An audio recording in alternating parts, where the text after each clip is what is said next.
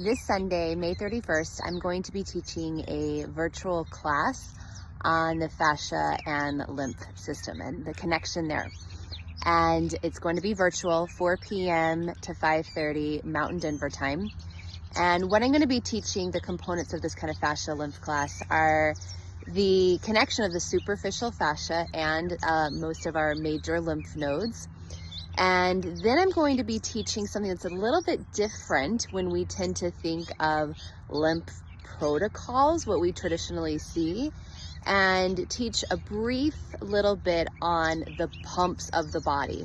And so this comes from a couple of trainings I've done with Ron Murray. If you're in the Rolfing structural integration world, you know him, know his work. It's amazing. He has a large background not only in Rolfing, but osteopathic work as well. And briefly put, what we're going to talk about is thinking of when our body is in what is normal motion, healthy motion, what we are like ideally, optimally given. Our lymph, as well as other fluids, just naturally flow and move. And so those of us who are able-bodied, walking is our way of moving through the world. And so I'll be talking about how to best utilize the pumps of your body to get more fluid motion as you're walking. So starting with the big toe hinge to then ankle, we'll talk maybe briefly about the fibular head, into the pelvis. The pelvis is huge in walking. I see a lot of pelvises, just pretend this is one side of your pelvis because I'm holding my phone, going kind of this side to side movement and walking, and the innominate bones aren't able to get that beautiful articulation with the femur, the leg, and the walk cycle. And then we'll move up from there. And I will give the teaching as brief as possible to not overwhelm.